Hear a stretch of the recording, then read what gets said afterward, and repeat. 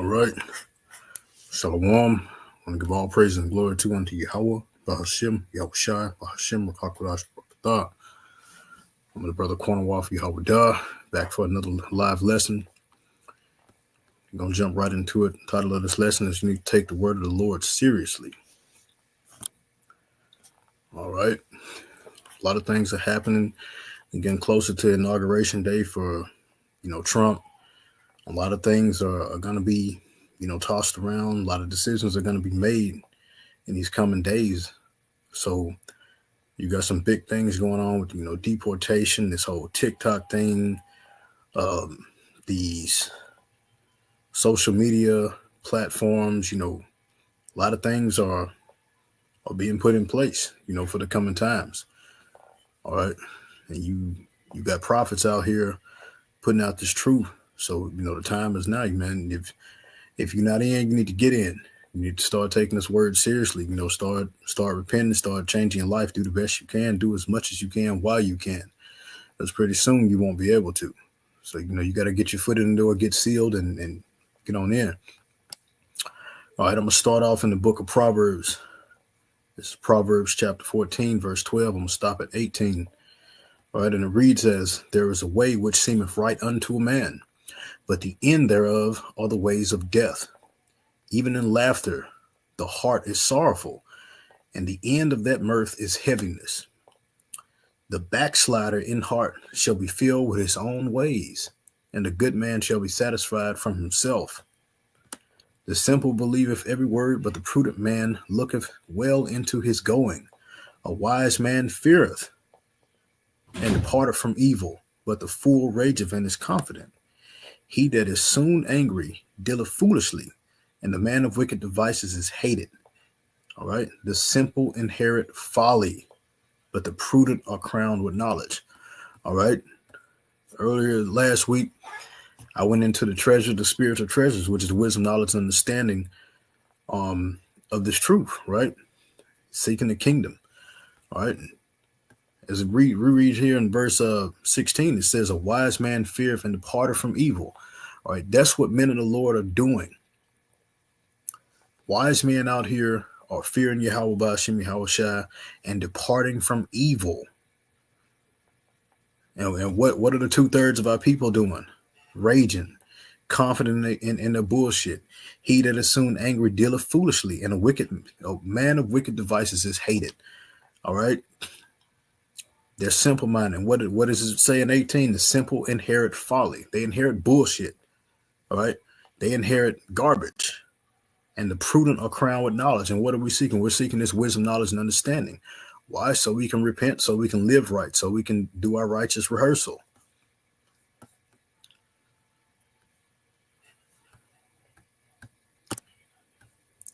All right. I'm going to grab the book of Ezekiel real quick. Ezekiel 33. And I'm going to jump down to 11 and 12. All right.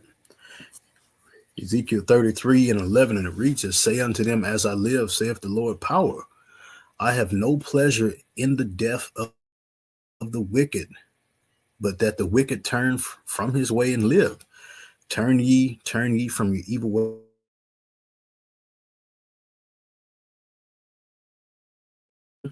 Say unto the children of thy people, the righteousness of the righteous shall not deliver him in the day of his transgression.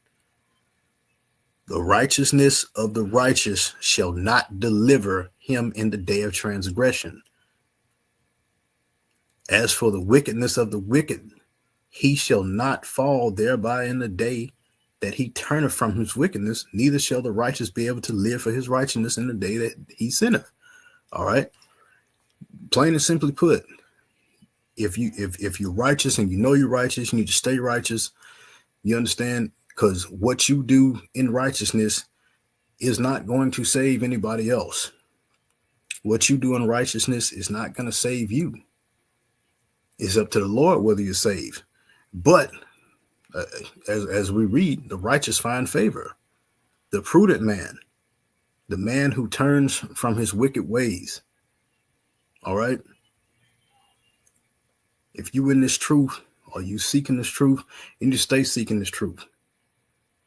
You need to do the best you can. As it read back in the book of Exodus, the Lord told the children of Israel, you need to put evil from amongst your people. All right. This is serious. The word of the Lord is serious, and we're coming into serious times where things are really finna heat up. I know you probably hear a lot of brothers say this for years, but it's coming. Noah prophesied for hundreds of years, and people didn't think it was coming because another year, another day, another month, whatever, another something went by until guess what happened? They got caught out, and when they got caught out, they were done. That was the end of it. All right. I'm gonna grab the book of Tobit real quick.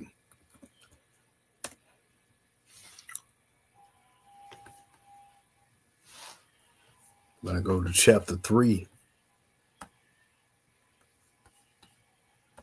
I'm gonna read verses 1 through 5.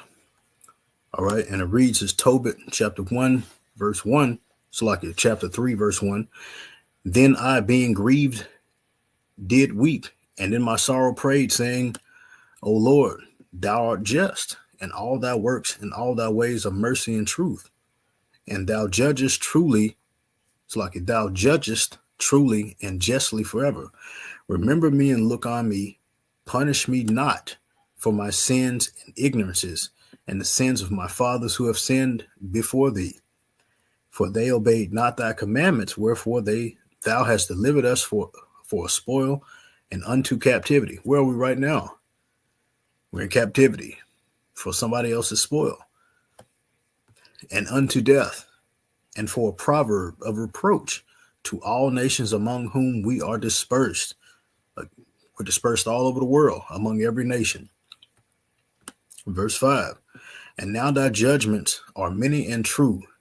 Deal with me according to my sins and my fathers, because we have not kept thy commandments, neither have walked in truth before thee. So he's saying right here, we sinned, our father sinned before us, so on and so on, which is why we fell in the first place. All right. And that's where we are right now. We're a spoil. We're a spoil of war. We're a spoil of sin, basically. All right, which is why so many of us are over here in the United States. All right, we're being, judged. We're being preyed upon. All these different people taking advantage of us. Got a lot of our people, misguided, practicing all kind of devil worship, black magic. Our people killing themselves, and then got on top of it. You got all these Edomites out here, these other nations out here hunting us down. Even you got your own people hunting you down. You look at how many people, just all these, again, those spirits of vengeance out here ravenous, man, because that's what they're there for. All right. And the more you stay on a dark path, the more you stay in that sin, the closer you're going to be to being another victim, which you can't really say you're a victim simply because you did sin, right? You getting a deserved punishment.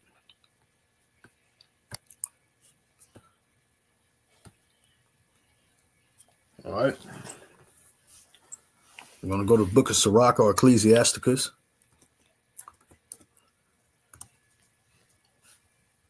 Sirach chapter 4.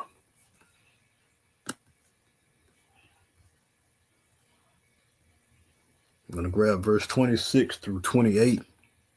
All right. And it reads as, be not ashamed to confess thy sins, and force not the course of the river.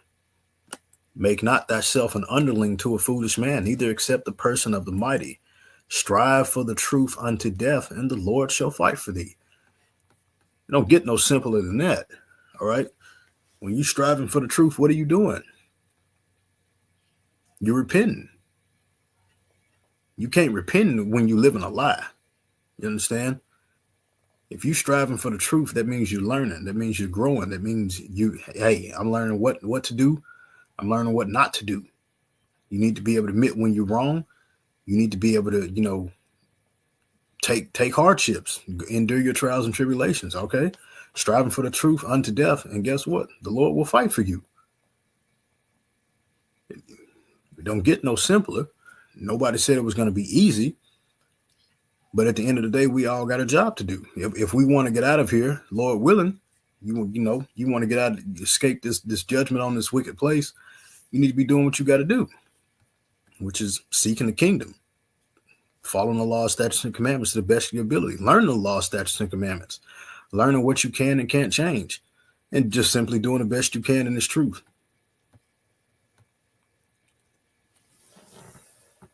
All right. Get Second Esdras.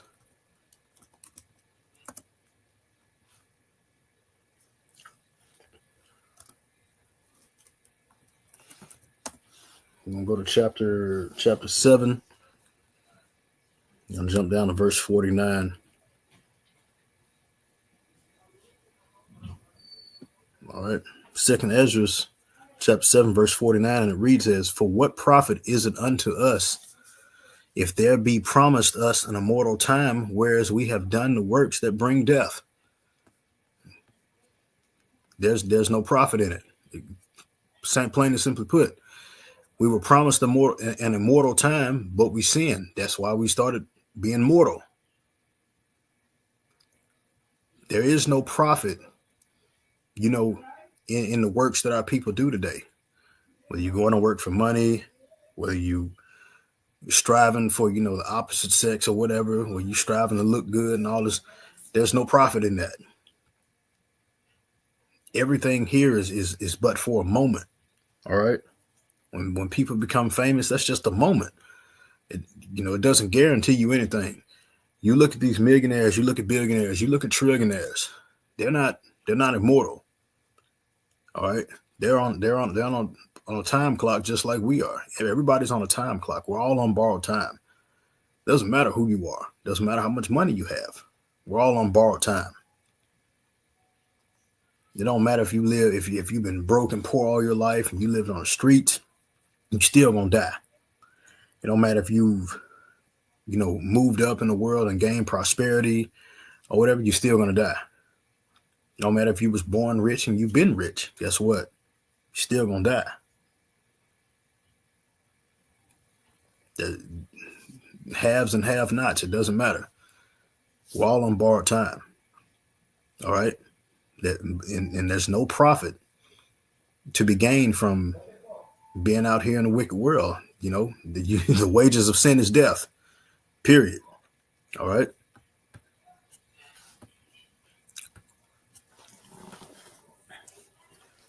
I'm going to get a Second Esdras chapter 15.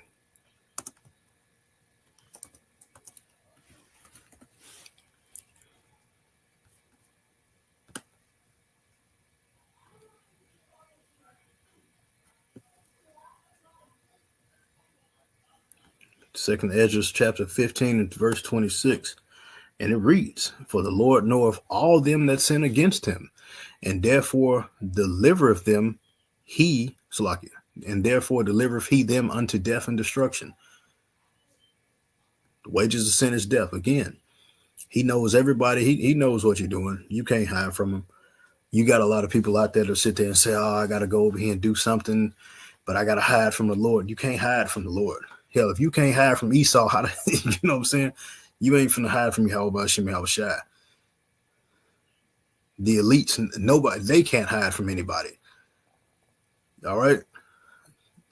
He knows everything. He knows everybody that's sinning. He knows everything you plotting, everything you plan to do that you're doing wrong. It doesn't matter. And guess what you're going to get for that? "And therefore delivereth he them unto death and destruction." That's what's going on all over the world right now. Death and destruction. That's what's going on all over here right now. Again, look at LA. Flooding, fires, death and destruction. It's a wicked place. They don't call it Sin City. I think it's Vegas they call Sin City. Either way, it's all sinful. It's all evil, devil worship, lust, whatever you want to call it. And all those places, guess what? They're going to end up just like LA. He's going to deliver that whole place to death and destruction. It's being destroyed every day. Every day that the death toll is going up, they're finding more and more people burnt up inside of somewhere, whatever, it doesn't matter. All of them that sin against him, he's going to deliver them to death and destruction.